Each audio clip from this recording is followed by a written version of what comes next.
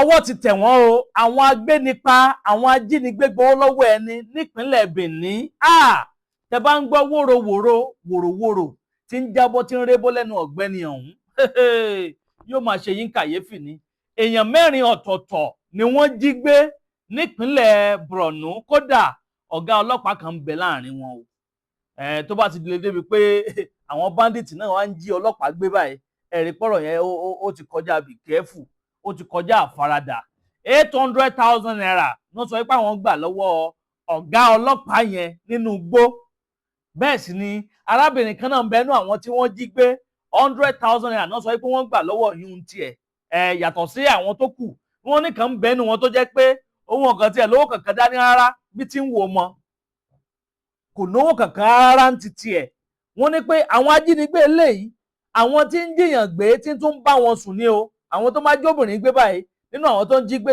tó bá kófìrí obìnrin láàrin wọn wọ́n máa bóbìnrin ọ̀hún wọ́n máa bá a sùn ní ò bá jẹ́ ọmọge ò bá jẹ́ abilékọ kó ti ná kan lé ó ń jà lọ́rùn kò káyé tiwọn wọ́n kàn ṣáà ń ṣe bó ṣe wù wọ́n ni nípínlẹ̀ Benin lélẹ̀ tí ń ṣẹlẹ̀ fọ́nrán yẹn lẹ́ ń wò yẹn màá yí sókè ní ìsín tẹ́ farabalẹ̀ gbọ́ gbogbo wòròwòrò tọ́gbẹ́ni ọ̀hún ti ń sọ lẹ́nu ẹ wò ó ní pé gbà àkọ́kọ́ òun lélẹ́yìí o Ibrahim Adamu ló porúkọ ara ẹ̀ ó ní gbà àkọ́kọ́ lélẹ́yìí tó wọn kọ́kọ́ darapọ̀ mọ́ àwọn tíìmù táwọn jọ lọ ṣe operation yẹn ó láwọn 8 làwọn wà nínú tíìmù yẹn Alhaji Sadiq gangan ni wọ́n pe orúkọ ọ̀gá wọn tó kó gbogbo wọn sójú ọ̀nà pé ó yá ẹ máa bá yí aláyé jẹ́ lọ ẹ máa jí ni gbé ká máa gbowó lọ́wọ́ wọn ó ní Alhaji Sadiq gangan ó lóun ló kó ìbọn lé àwọn lọ́wọ́ ó láwọn 8 làwọn ń bẹ nínú tíìmù yẹn ẹ̀yin èèyàn ọ̀rọ̀ yìí gbẹnu tán ó lékè nkà bẹ́ẹ̀ náà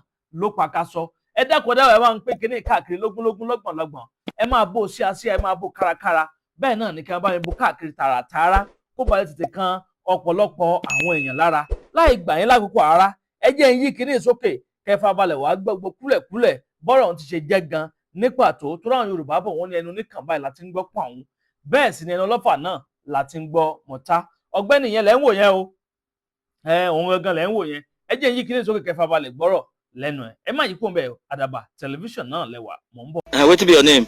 Ibrahim. Ibrahim what? Adamu. Adamu? Yeah. Where are you from? Yobe State. Yobe State. Where for Yobe? Fortescue. How many times I don kidnap? This one I be the first one. The first one? Yeah. How you take come Benin?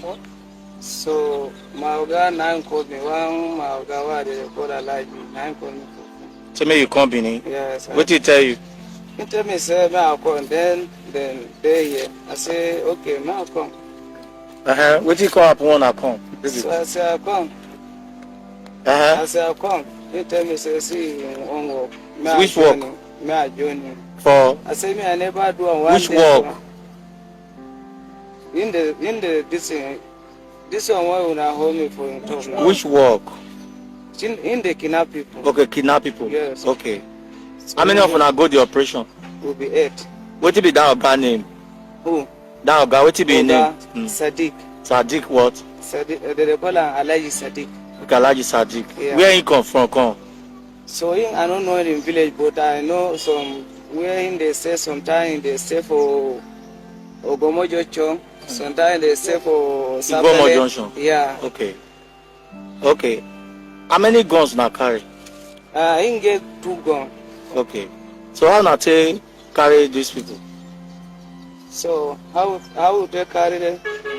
Them jam us for road. They call me to for road. For road? Yes. That they travel? Yes. Our oga just hold them.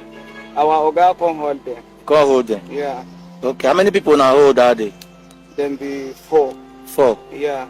Okay. How much na come collect? How much you show for them? So this policeman why we hold, he own 800.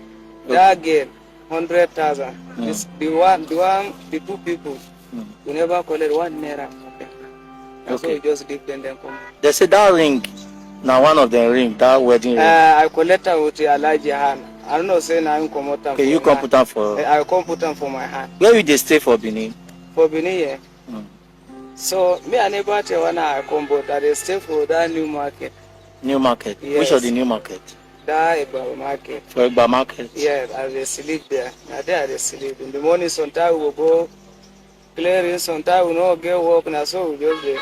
Sometimes I dey sell cigar, now so the thing is. You not from Yobe? Yeah. Which work you dey do for Yobe before you come Benin? Na cow I dey put too. Cow you dey put? Yeah. Why you can't go to kidnap? Don't happen for children. You know, say if you like person things, one day you go enter. So this one now be the first one, now be the last one. Ẹ tún káàbọ̀ padà bó lẹ ṣe rí sí ẹ̀yin èèyàn mi abẹ́rẹ́ ìpínlẹ̀ tún ní agbára díẹ̀ kọ́lọ̀ má jẹ́ ká bọ́ sọ́wọ́ o ẹ̀ ní bọ́ sọ́wọ́ o ẹ̀ ní rárìn fẹsẹ̀ sí o ẹ̀yin àtọmọ yín tọmọtọmọ àtẹ̀mí náà tilétilé gbogbo apáta àní bọ́ sọ́wọ́ ṣe ráwọn tó bà ló mọ̀ o ẹ lọ béèrè lọ́wọ́ àwọn tí wọ́n bọ́ sọ́wọ́ àwọn bandit yẹn kẹ lọ béèrè experience lọ́wọ́ wọn nǹkan tójú wọn rí nǹkan tójú wọn fì nǹkan tó ń fojú wì nínú igbó lọ́dọ̀ àwọn bandit ṣé ọ̀pọ̀lọpọ̀ ọjọ́ tó fi ń rìn láì wọ bàtà sẹ́sẹ̀ ni láì jẹun sínú ẹ̀yìn májì kan wà nínú igbó kò sómi kò sóúnjẹ wọ́n á tún fi lílù wọ́n á tún fi ba tí wọ́n jẹ́ ilé ní agbára ilé ní agbára wà ní bọ́ sọ́wọ́ o ẹ wá ń comment kan wá mi láì kẹsì máa pín fọ́nrán ìkáàkiri lógúnlógún lọ́gbọ̀nlọ́gbọ̀n kó bàa lè kan ọ̀pọ̀lọpọ̀ àwọn èèyàn lára lórí jù báyìí lọ lórí ilé tí a mú wá fún yín sáà yìí ó bá tún ṣe lọ lórí ọ̀rọ̀ ìgbẹ́ pátá náà lẹ́la àǹfààní láti máa gbọ́ lórí ìkànnì àdàbà tẹlifíṣàn àdàbà ọ̀nà ní àsùngbẹ́ iná ń jó ẹ̀yẹlé gbéra ńlẹ̀ àdàbà atún ti fòfẹ̀rẹ̀ awọ̀lú sọ̀lódẹ̀rọ̀ pẹ̀sẹ̀. agbe ní gbére pàdé olókun àdùkò ní gbére pàdé ọlọ́ṣà òdìdẹrẹ́ ní gbére pàdé wọn lóde ìwò fún ìwọ ọmọkùnrin tí nǹkan rẹ̀ ò ṣe déédé ìwọ ọmọkùnrin tí ṣàyàwó rẹ̀ ó ṣẹ̀ṣẹ̀ mọ gbọ́ jìgìjìgì lára lójú lọ mú kára rẹ̀ ó tó le ìwọ ọmọkùnrin tó ń retí ọmọ bíbí ìwọ ọmọkùnrin tó fẹ́ ṣe nǹkan tó dáa láyé pẹ̀lú aya rẹ̀ tí ìfàyàlòyà tí ó fi di nǹkan tó dáa ìwọ tátọ̀ rẹ̀ ń sàn tí ò kí tó láti dọmọ ìwọ ọkùnrin tára rẹ̀ ò le ìwọ ọkùnrin ṣẹ̀ẹ̀kan dìde ìwọ ọkùnrin tátàn rẹ̀ ò dúró déédéé ìwọ ọkùnrin tó ń retí ọmọ ìwọ ọkùnrin tó ṣẹ̀ṣẹ̀ ṣègbéyàwó ọgbọ́ capable herbal energy capsule ló nílò fún gbogbo àìṣedéédéé ara rẹ̀ kó o lè jẹ́rìí sọmọ bíbí àti nǹkan tó dáa láti ṣe.